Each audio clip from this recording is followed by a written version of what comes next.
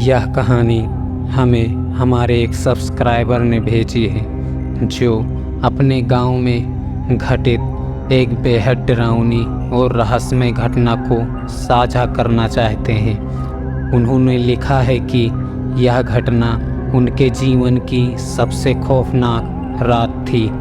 जब आप इस कहानी को सुनेंगे तो शायद आपके भी रोंगटे खड़े हो जाएं और आप खुद को अकेले कमरे में सुनने से रोक नहीं पाएंगे।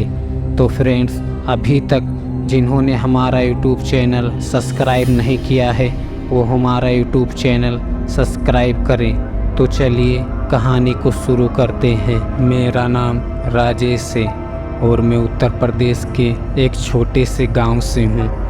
यह घटना करीब 10 साल पुरानी है, लेकिन आज भी जब मैं उस रात को याद करता हूँ तो मेरे लिए शरीर में सिहरन दौड़ जाती है।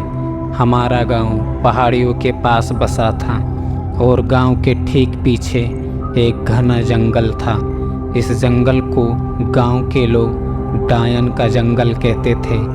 मैंने बचपन से इस जंगल के बारे में कई डरावनी कहानियाँ सुनी थी।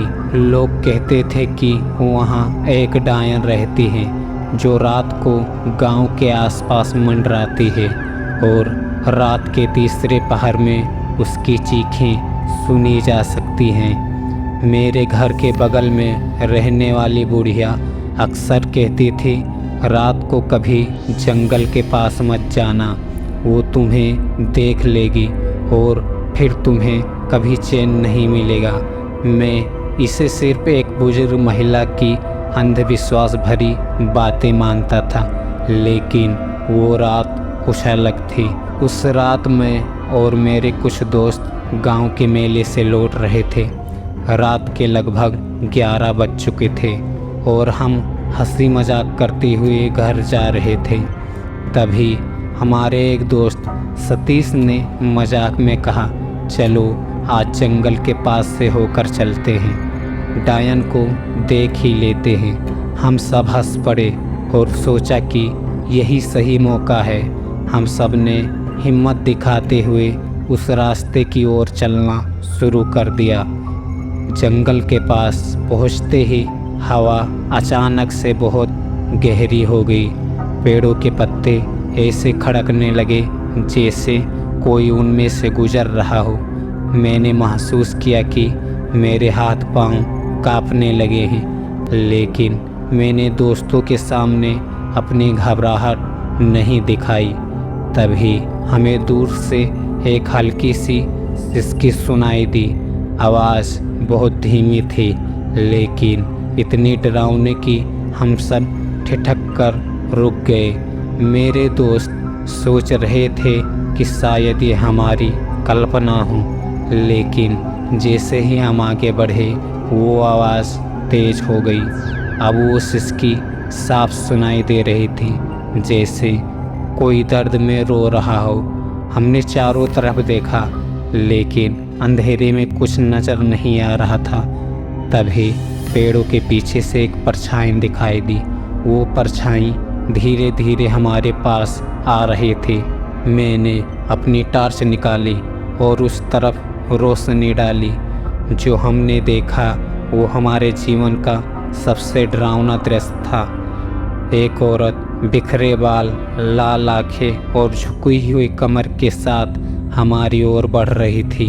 उसकी हड्डियाँ उसके शरीर से बाहर निकलती सी लग रही थी और उसकी आँखों में एक अजीब सा खून जमा हुआ था।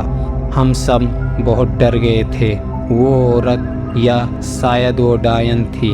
उसने हमें घूरते हुए कहा, तुमने मेरी सीमा में कदम रखा है, अब तुम्हें इसका अंजाम भुगतना पड़ेगा। हम में से किसी के पास कुछ कहने का साहस नहीं था। हमारे पैर जैसे जाम हो गए थे।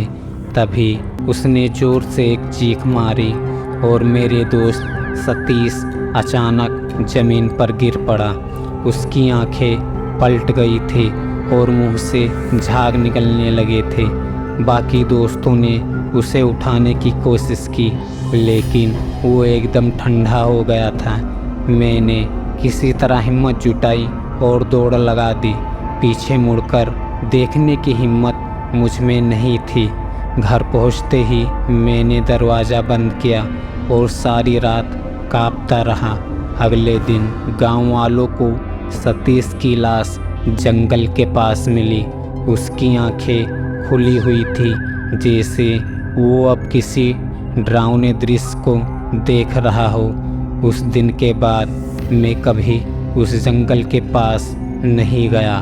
गांव के लोग कहते हैं कि डायन अब भी वहाँ है और अगर कोई उसकी सीमा में प्रवेश करता है तो वो उसे कभी जाने नहीं देती।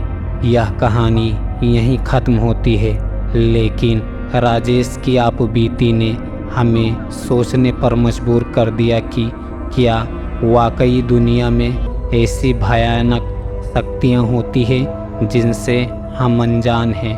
क्या आप कभी किसी ऐसी जगह गए हैं जहां आपको कुछ अजीब महसूस हुआ हो? हमें कमेंट्स में ज़रूर बताएं।